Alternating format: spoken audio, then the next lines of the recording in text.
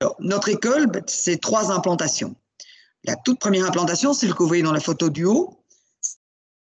C'est l'implantation de la chaussée de Tirlemont. C'est le siège central de notre école. C'est dans ce bâtiment que se trouve la direction, donc notamment mon bureau se trouve à cet endroit.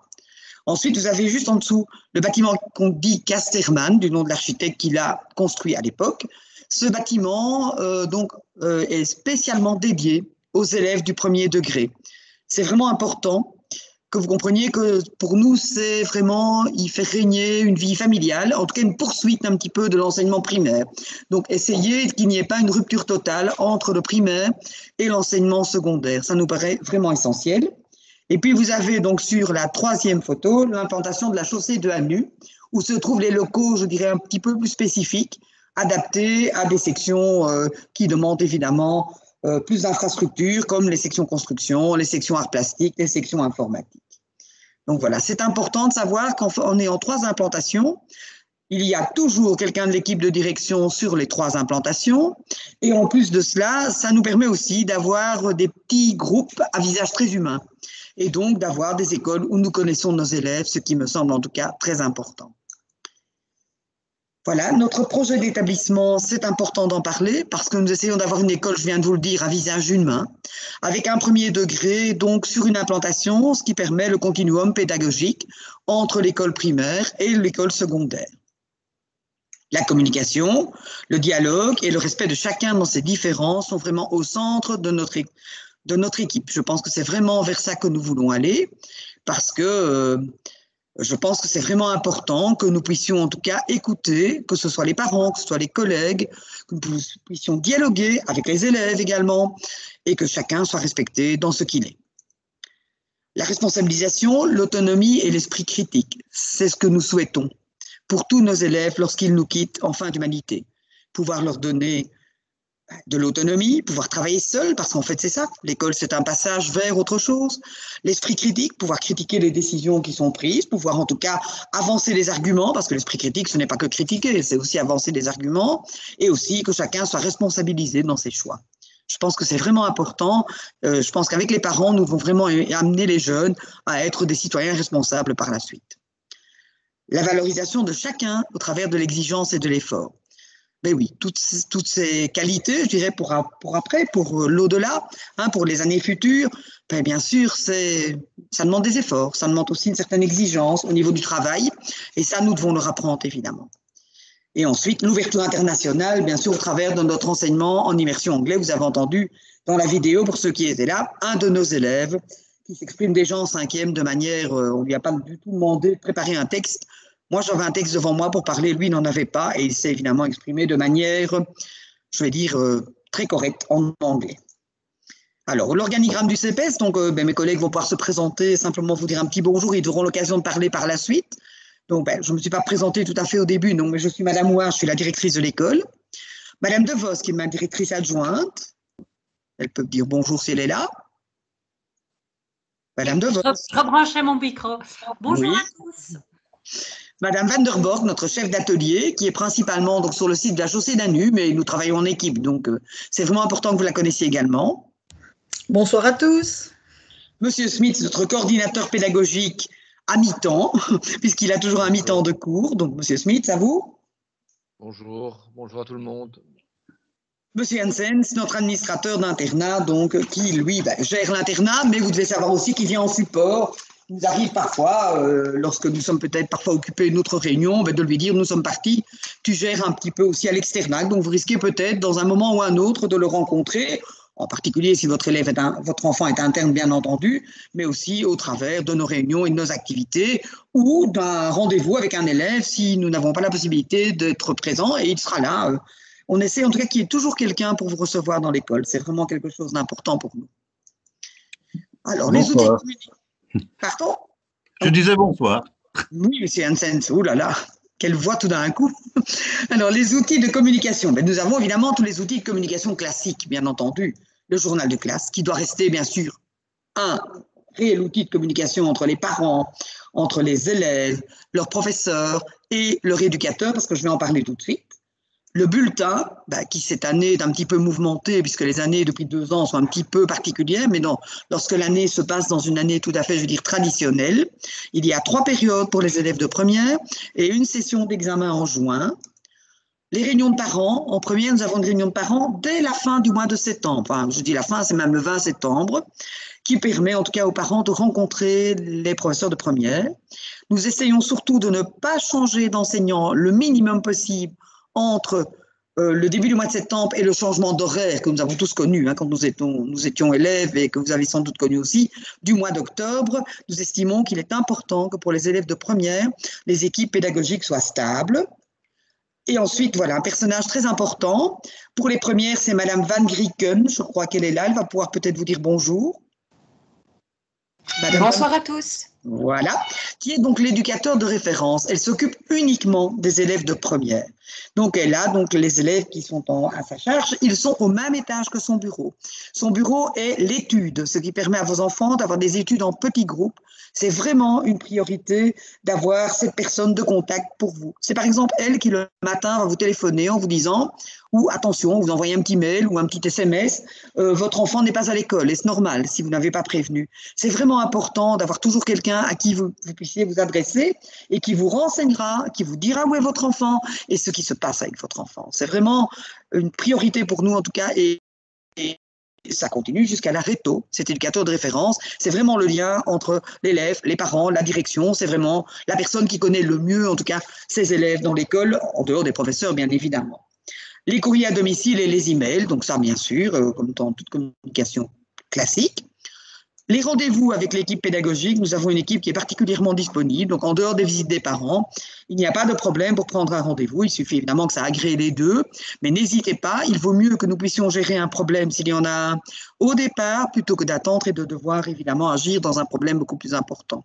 Nous ne refuserons jamais de recevoir un parent, même si c'est pour une petite chose. Il ne faut vraiment pas hésiter à nous contacter et demander à voir un ou l'autre membre de l'équipe, que ce soit un collègue, que ce soit l'éducatrice, que ce soit un membre de la direction ou le PMS.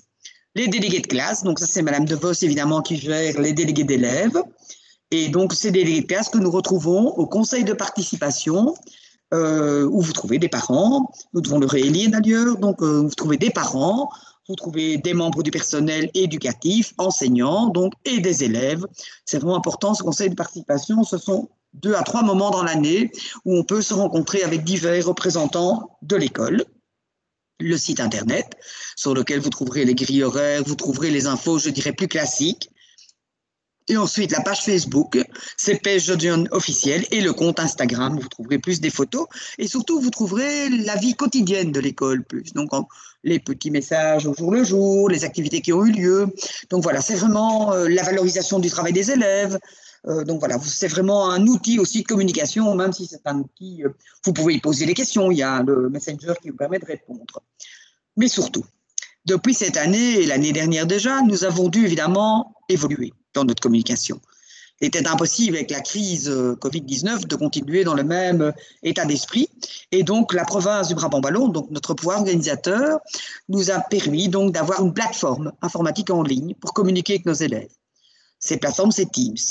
Alors, on peut y placer des travaux, les professeurs donnent des visioconférences lorsqu'ils sont en cours virtuel, et ça permet d'avoir des contacts avec l'équipe enseignante et même les élèves entre eux, je vais dire.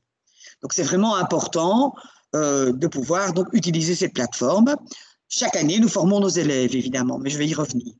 Et nous avons un mail qui est lié à cette plateforme, qui est un mail enseignement BOE, c'est un mail professionnel pour tous, tant les élèves que les professeurs.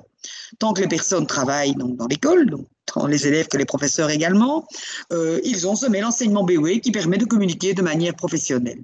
Ça permet à chacun, lorsqu'il quitte l'école, voilà, il n'a plus ce mail professionnel et il prend de la distance par rapport à cette communication. Je pense que c'est vraiment important de souligner ces outils-là. Et grâce à ce mail, à cette plateforme, vous avez donc tous les élèves ont accès à Office 365 et aux outils. Donc, c'est vraiment une initiative qui a été prise par notre pouvoir organisateur cette année et je pense que c'est vraiment un plus pour notre école. Alors, nous avons dû soutenir nos élèves, évidemment, parce qu'on a dû améliorer l'informatique dans l'école. Nos élèves de techniciens en informatique ont préparé des PC. Nous avons reçu des PC du pouvoir organisateur que nous avons prêtés aux élèves en difficulté. Nous avons plus de tableaux interactifs. Donc, tout ça a dû évidemment être mis en place très vite. Donc, depuis 1 an et demi, on est vraiment un petit peu secoué par tout ce qui se passe, mais c'est vraiment important. Et puis, nous avons la chance, et je les remercie parce que ce sont vraiment des moteurs de l'école, d'avoir des professeurs référents en informatique dans l'école qui aident les collègues, qui aident les élèves à évoluer et qui ont, entre autres, formé les élèves dans les classes, de même que des formateurs extérieurs sont venus dans certaines classes. Donc, je pense que c'est important de savoir ça, que tout ça a été mis en place et bien sûr, ça devra continuer. C'est d'ailleurs une des phases de notre plan de pilotage pour les années à venir. Donc, quand je dis qu'on a dû nous adapter, ben, on a dû nous adapter également aux mesures sanitaires. Vous le voyez, on a installé des éviers, on a vraiment fait en sorte que les élèves puissent être en toute sécurité dans l'école. Alors, vous voyez là donc un référent informatique qui prépare des PC qui ont été mis à disposition des élèves et vous avez sur la photo de droite des élèves en formation donc pour la plateforme Teams. Voilà donc pour ce qui est des formations. Alors, au niveau des études, ce qui vous intéresse surtout aujourd'hui, je pense, c'est la première année commune.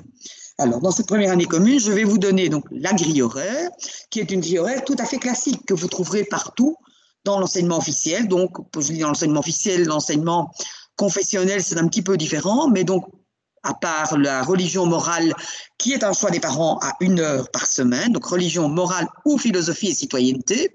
Là, les parents ont un choix à faire chez nous. Et la philosophie et citoyenneté est donnée à tous pour 1 heure. Ça, c'est un cours obligatoire. Et par contre, dans l'enseignement confessionnel, vous avez 2 heures de religion catholique ou 2 heures de religion musulmane, suivant les confessions que vous choisissez, évidemment. Donc, votre premier choix donc, dans un enseignement officiel, c'est le choix soit d'une des religions, soit de la morale ou soit de la philosophie et citoyenneté. Voilà, en ce qui concerne donc les autres cours, ben vous avez le français, les mathématiques, la langue moderne, c'est votre deuxième choix. Vous devez choisir entre néerlandais ou anglais. L'histoire, la géographie, la physique, la biologie, l'éducation physique, l'éducation par la technologie, où nous sommes dans un projet particulier, puisque nous avons revisité ce cours. Au niveau donc, du PO, il y a eu des formations d'enseignants au codage et à la programmation. Donc, une partie du cours de technologie a été complètement revisitée et donc de manière à préparer les élèves aux nouvelles technologies. Je pense que c'est vraiment un défi important. Cette nouveauté, c'est pour cette année scolaire et elle sera poursuivie, bien entendu, l'année prochaine en 2e année. C'est un très beau projet, je pense, qui modernise le cours de technologie que nous avons connu. Je vois certains noms à qui j'ai donné technologie par le passé. J'espère qu'ils ne s'en souviennent pas. Voilà, ça c'est parce que c'est vrai qu'on donnait des choses un peu vieillottes, hein, c'était comme ça. Donc c'est vraiment revu et ce cours de technologie est un réel plus pour nos élèves. Et alors nous avons l'éducation artistique. Nous avons fait le choix chez nous de donner 1 heure de musique en première et 1 heure d'éducation plastique en 2e. Nous aurions pu faire une demi-heure de cours chaque année. Nous trouvons pour la continuité pédagogique, c'est mieux de donner 1 heure de musique complète en première et 1 heure d'éducation plastique en 2e. Voilà, alors, votre autre choix, c'est le choix d'une activité complémentaire. Chez nous, il y a le choix entre sport, langue moderne ou économie. Alors, à savoir que la langue moderne, c'est toujours la langue moderne 1. Donc, vous ne pouvez pas dire je prends 4 heures de néerlandais et puis dans l'activité complémentaire, je vais prendre 2 heures d'anglais. C'est évidemment pas possible. C'est automatiquement, c'est une obligation légale, la langue moderne 1. Donc, il y a moyen tout de même si on n'est pas en immersion, d'avoir 6 heures de langue. Ce qui est tout de même un bon choix possible pour certains élèves qui ne souhaitent pas aller en immersion, mais qui souhaitent en tout cas avoir plus d'heures de langue. Donc, pour 2 heures, vous choisissez une de ces 3 activités. L'élève peut changer d'activité, soit en cours d'année, soit en 2e année, pour pouvoir essayer d'autres choses, puisque l'objectif de ces activités complémentaires, c'est de permettre l'orientation de l'élève au 2e degré. Alors, vous avez après 2 autres heures où là, votre enfant aura les 3 cours sur l'année. Donc, 3 mois de sciences, 3 mois d'art et 3 mois de latin. Ce qui aura permis à tout élève de première d'au moins appréhender 4 matières de manière à pouvoir après, je vais dire, mûrir son choix pour les activités en 2e degré qui sont tout de même pour les options, qui sont tout de même plus importantes au 2e degré. Et puis nous avons des cours de remédiation comme partout, les mathématiques, le français, les langues, mais nous avons dans notre projet d'établissement, et là je vais passer la parole à Madame De Vos, 1 heure de méthode de travail qui est vraiment spécifique à l'école et qui donc va accompagner votre élève. Mais Madame De Vos, je vous en prie, expliquez, c'est peut-être plus simple. Oui, tout à fait.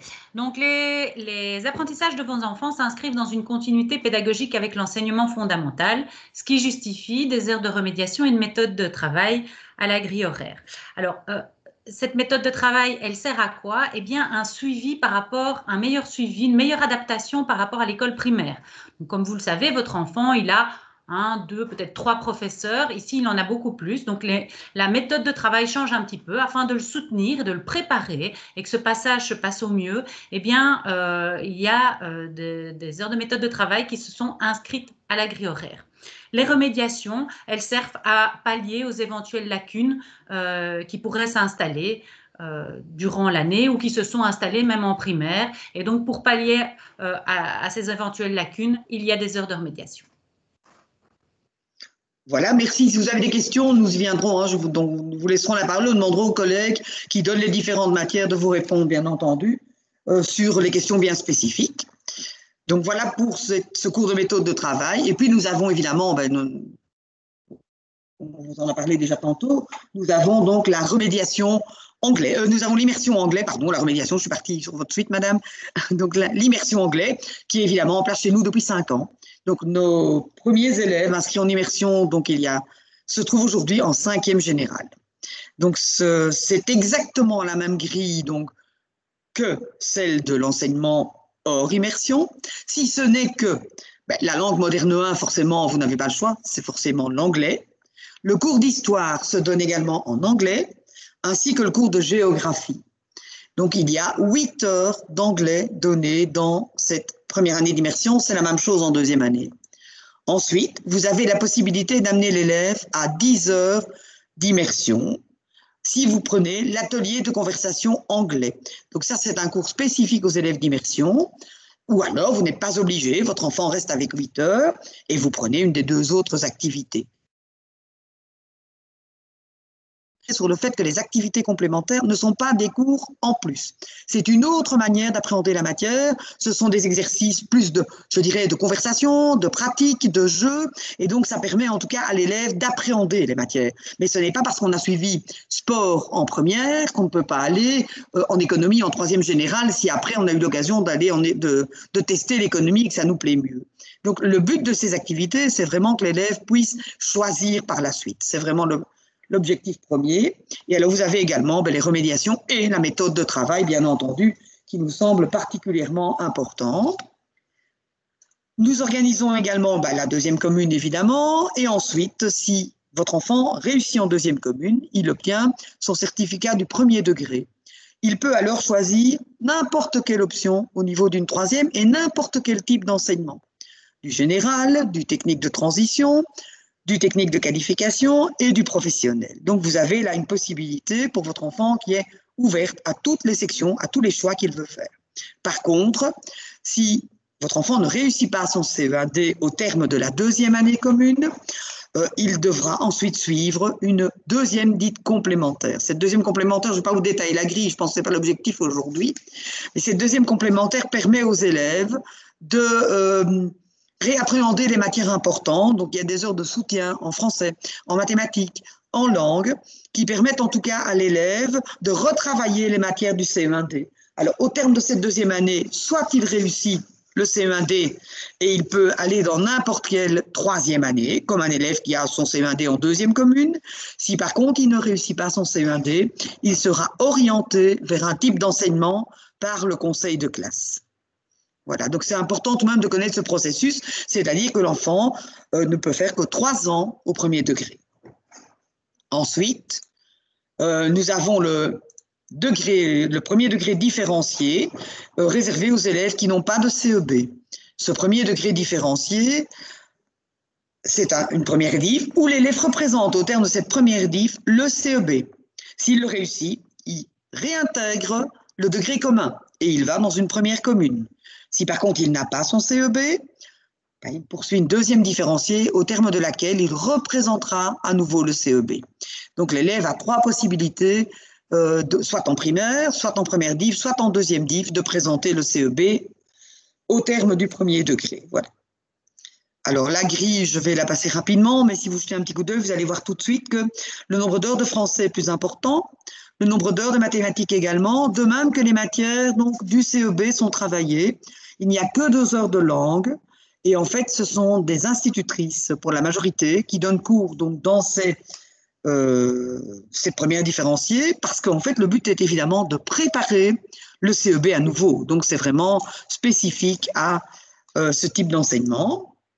Et là, il y a 2 types d'activités complémentaires donc à choisir, soit construction et travail du métal. Il y a donc 6 heures, soit alimentation et habillement, de nouveau 6 heures. Donc, les élèves ont 2 choix pour les activités orientantes. Voilà. Alors, l'immersion anglais, mais pourquoi avons-nous fait ce choix?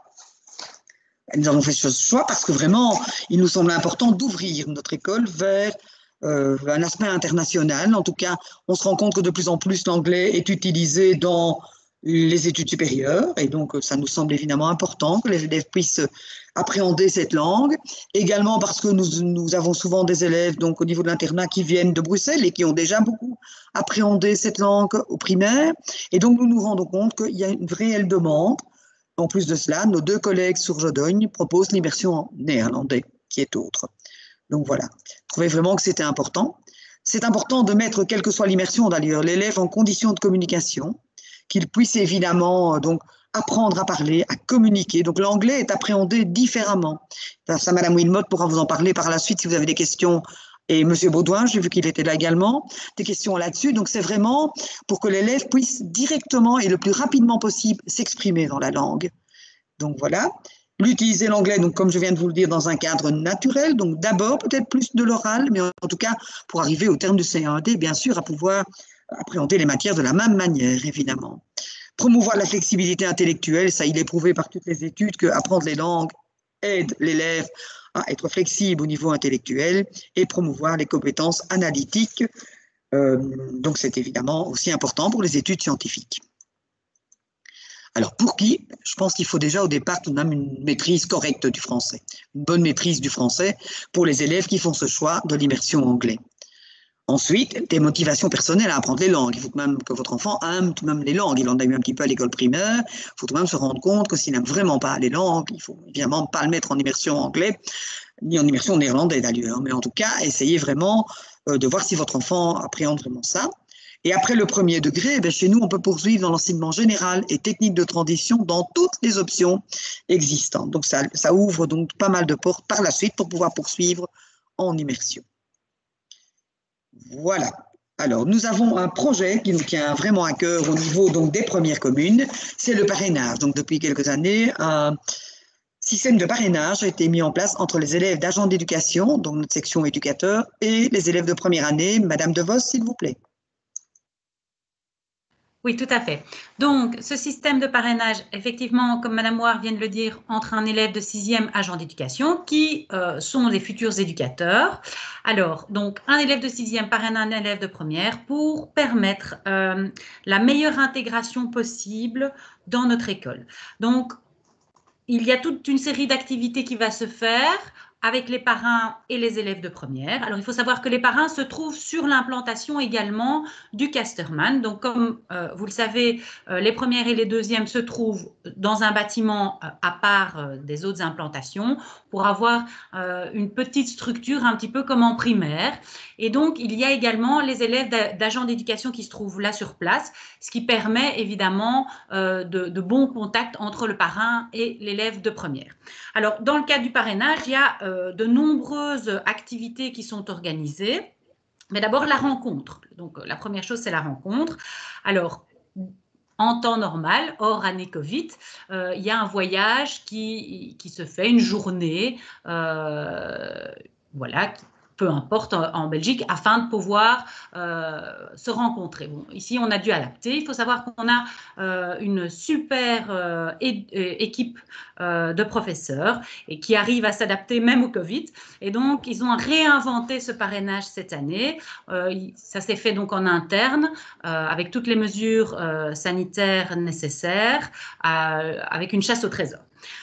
Alors, le parrain, à quoi il sert? D'abord, c'est une aide qui est une ressource hors équipe pédagogique. Donc, pour un élève, parfois, c'est peut-être plus facile d'aller parler à quelqu'un qui est hors équipe pédagogique. Ça, c'est la première chose.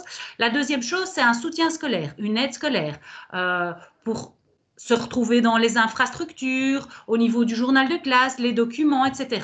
Donc, l'élève de première peut, quand il veut aller poser ses questions à son parrain, il y a des activités qui se font tout au long de l'année. Je prends un exemple comme des préventions harcèlement que les 6e agents d'éducation donnent aux premières, parce que vous n'êtes pas sans savoir que le harcèlement existe et nous prenons ce genre de choses très au sérieux au CPS.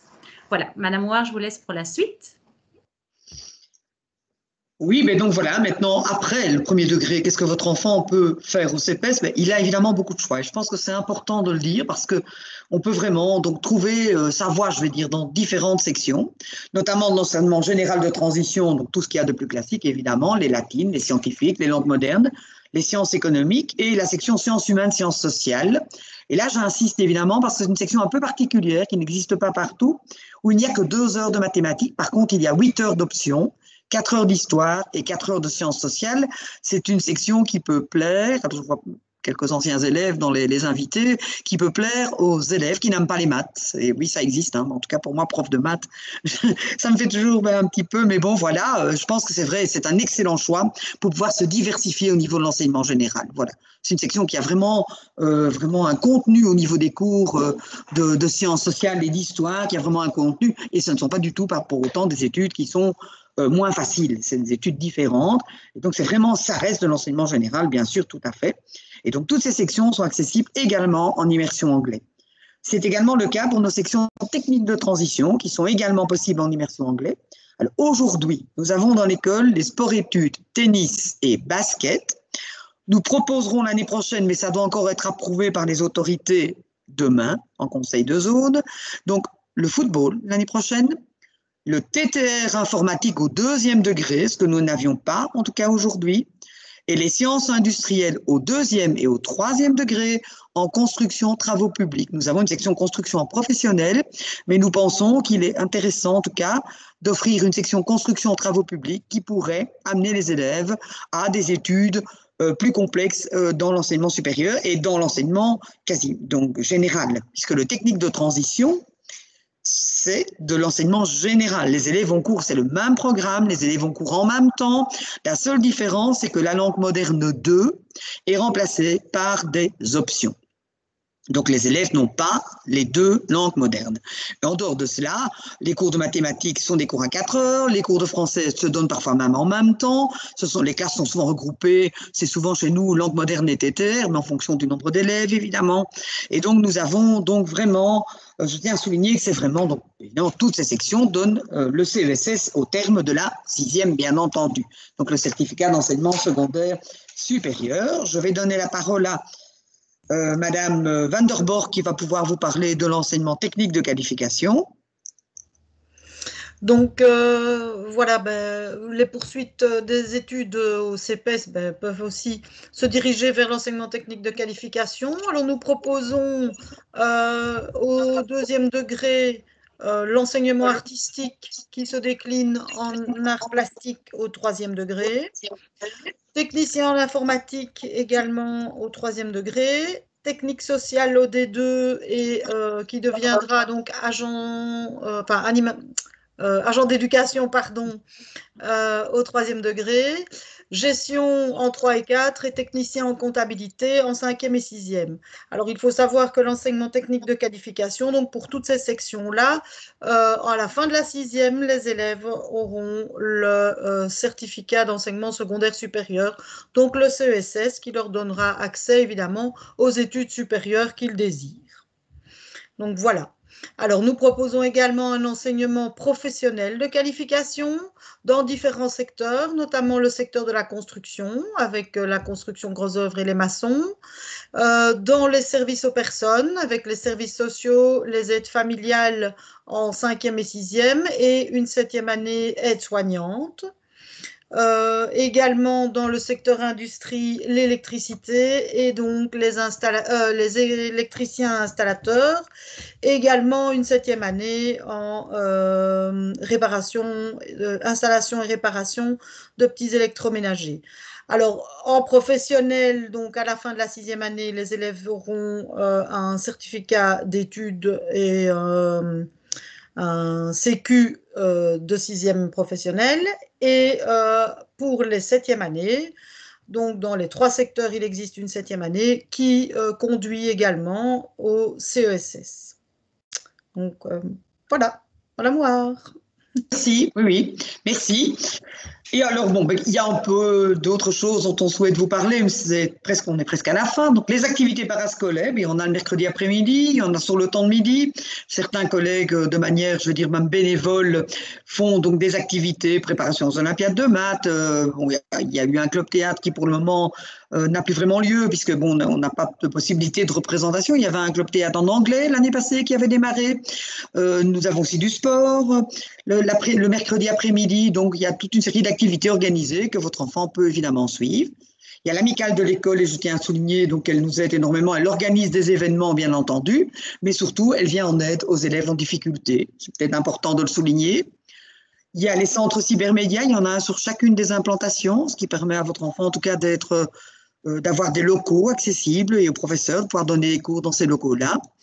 Nous avons 2 restaurants scolaires et 2 internats, mais là, je vais laisser la parole à M. Janssens qui, en quelques mots, va vous expliquer le fonctionnement des internats et des restaurants.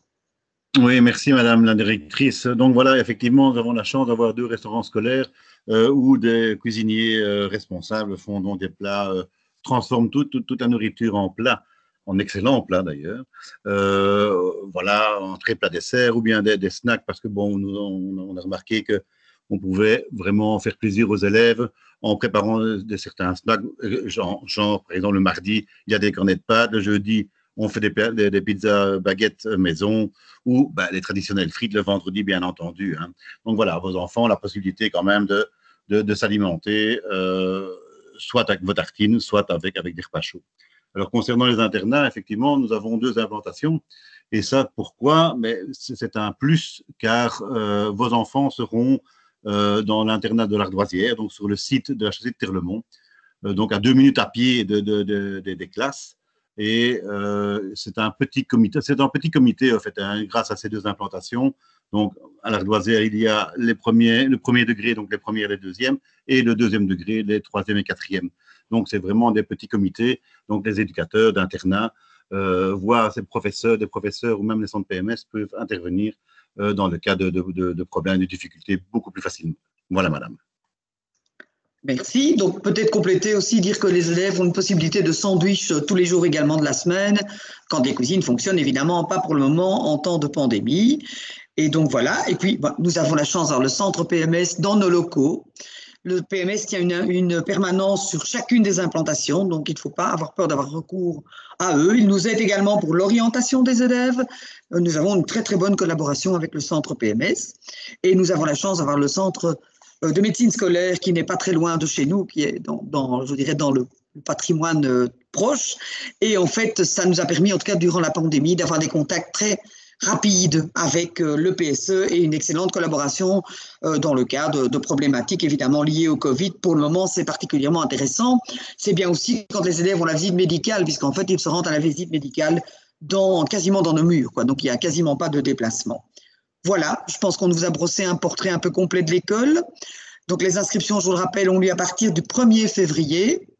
Et donc, nous sommes également là 2 jours en plus, donc le samedi matin et le samedi 6 et le samedi 27, pardon, où nous pouvons vous recevoir tous les jours, bien sûr, pour des renseignements complémentaires, pour une visite de l'école, mais là, de manière individuelle. Il n'est pas possible cette année de faire une visite comme on le fait d'habitude, en fin de soirée, etc. Ce n'est pas possible, mais nous sommes disponibles. Nous avons encore fait visiter aujourd'hui, je pense, au matin, l'école à des parents. Donc, il n'y a vraiment aucun problème pour venir voir. Bien sûr, nous vous recevrons dans toutes les conditions sanitaires indispensables, mais vous pouvez encore venir visiter l'école avec votre enfant, sans votre enfant, et on peut répondre à toutes vos questions. C'est d'ailleurs pour ça que je vous mets le mail de l'école, cps@enseignementbe.be. Si vous souhaitez un rendez-vous, si vous souhaitez un renseignement, n'hésitez pas à nous contacter ou bien contacter directement le service élève au 010 81 88 48. Voilà, nous sommes à votre entière disposition pour tous les renseignements que vous souhaitez, pour toutes les questions. N'hésitez pas à utiliser la petite main qui se trouve dans Teams, qui est là au-dessus, parce que je ne vois pas tout le monde, hein, donc vous êtes trop nombreux, donc n'hésitez pas à lever la petite main et nous pourrons voir. N'hésitez pas à poser, il y a moyen aussi, vos questions par écrit. Nous y répondrons, ou bien nous répondrons oralement, mais comme ça permet de peut-être voir ceux dont on ne voit pas la main et qui souhaitent s'exprimer. Voilà. Voilà, nous sommes à votre disposition. Est-il une question?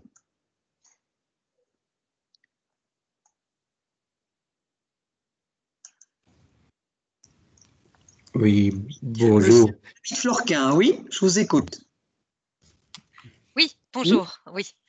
Ce n'est pas David Florquin, mais pardon, mais peu moi, importe. Oui. C'est moi, c'est mon mari, bien sûr. Vous ne pouvez pas le savoir. Oui. On se demandait donc, au niveau de l'immersion anglaise, ça se fait sur toutes les années? Toutes les années dans l'enseignement général de transition et technique de transition. Et à la fin, il y a un diplôme, une certification pour la langue? Je vais laisser la parole à Madame Wilmot parce que je pense qu'elle a une réponse par rapport à ça. Madame Wilmot. Oui, voilà. Bonjour. Bonjour. Non, nous n'avons pas à l'école une certification particulière. Sur le diplôme, il est bien entendu indiqué que l'élève a suivi l'enseignement en immersion, mais nous leur offrirons, parce que pour l'instant nos élèves sont en 5e année, nous leur offrirons la possibilité de s'inscrire aux différentes, il existe le TOEFL et différentes certifications externes, et nous leur donnerons la possibilité de s'y inscrire et on les aidera à s'y préparer. D'accord. Voilà. Parce qu'on était venus il y a 1 an ou 2 et on avait rencontré un monsieur qui nous avait dit que c'était en cours, peut-être qu'il y aurait une certification de mémoire Cambridge ou un truc de ce genre-là. Donc, mais oui, effectivement, donc nous aurons la possibilité d'inscrire les enfants. On ne peut pas les obliger à le faire vu que c'est payant. C'est un coût assez important. Donc, on ne peut pas obliger tous nos élèves à le faire, mais les élèves qui désireront passer la certification, on les y inscrira, on les aidera à s'inscrire et à se préparer à cette certification. Mais ça n'a pas encore eu lieu vu que nos élèves sont maintenant en 5e secondaire. Oui. Bien sûr, bien compris. Ok, très bien. Je vous remercie beaucoup. Rien d'autre, madame? Non, pas pour l'instant. C'est vrai? Ça me fait revenir, hein, vous pouvez revenir. Oui, n'hésiterai pas. Merci. Oui, Monsieur Forêt. Oui, bonjour. Juste une question. Donc, notre fille serait intéressée à venir à l'internat. Est-ce que pendant les jours de visite ou peut-être dans les autres journées, il y a moyen de visiter l'internat aussi? Monsieur Janssens, bien sûr, mais il va vous répondre. Oui, tout à fait, monsieur, il n'y a aucun souci. Quand vous prenez le rendez-vous d'inscription pour l'école ou pour visiter l'école, eh bien, automatiquement, on aura un rendez-vous avec l'internat, ce n'est pas un problème. C'est pas un problème. Et ce serait possible peut-être de faire ça pendant les journées pendant la semaine même, puisque les 2 samedis de visite sont un peu difficiles pour moi en fait. Oui, tout à fait, il n'y a aucun souci, monsieur, pardon. Vous prenez rendez-vous et on fera la visite de l'école et de l'internat en simultané, il n'y a pas de problème. Super. Pas de problème. Merci. Oui, pardon, monsieur Janssen. Il y a des possibilités, bien sûr, de rendez-vous toute la semaine. Les 2 samedis sont offerts parce qu'il y a parfois des parents qui travaillent et c'est parfois plus simple pour eux. Mais donc, toute la semaine, nous sommes disponibles, évidemment. Hein. Donc, je ne sais pas si... Voilà, il n'y a pas de problème. On peut prendre des rendez-vous les jours de semaine et même après 4 heures, il suffit qu'on le sache à l'avance et on sera là pour vous recevoir. Excellent. Y a-t-il une autre question? Je ne vois pas de main, mais n'hésitez pas. Ah.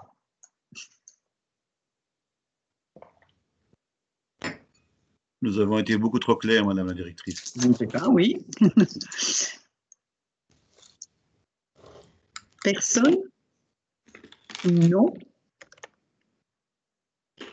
Alors, s'il n'y a plus de questions, il me reste à vous remercier évidemment pour votre attention, à vous rappeler de ne vraiment pas hésiter à nous contacter pour toute question qui vous viendra encore à l'esprit par la suite, à aller voir sur notre site internet. Les grilles sont déposées, donc cpsjodogne.be. Vous pouvez aller voir, les grilles de première sont particulièrement déposées, vous pouvez aller les voir.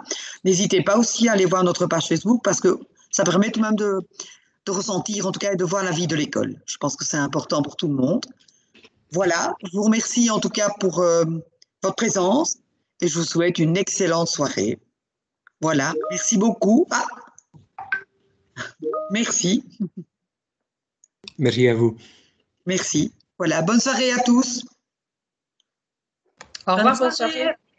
Au revoir. Merci, bonne soirée. Au revoir, merci beaucoup. C'est très clair. Bonne soirée. Merci.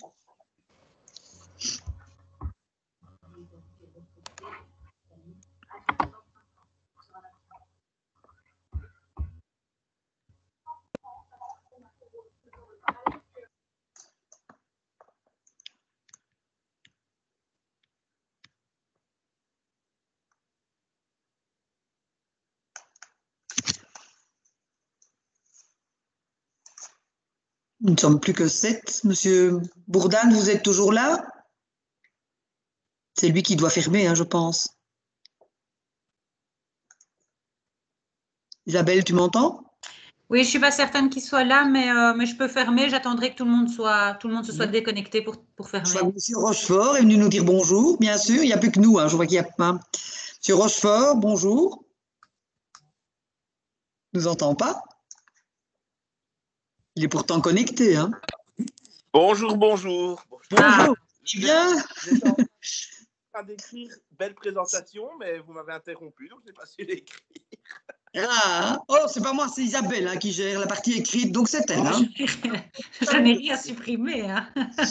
Non, mais j'étais en train de taper, mais voilà, j'ai été. Ah, voilà. Tout d'un coup, j'ai été interrompu par le fait qu'on m'a surpris en me parlant. Donc voilà. Voilà, mais je vous avais vu dès le début, c'est bien, c'est chouette. Moi, j'avais dû voir aussi un petit peu chez les autres. Hein, oui, peu... oui. Voilà. Monsieur Hansen, merci de ne pas avoir chanté bon anniversaire. Je ne l'ai pas fait, madame, je ne l'ai pas fait. Parce que pour 61 ans, je veux bien que ça se fête, mais tout de même, hein, vous étiez prêt là, hein, monsieur Bousman a presque commencé. Madame. Je vais vous envoyer un petit dessin que j'ai trouvé qui est bien sympathique. Oui, c'est ça, voilà. Allez, bonne soirée à tous. Merci beaucoup en tout cas. Merci. Bonne soirée. Au revoir. Bonne soirée.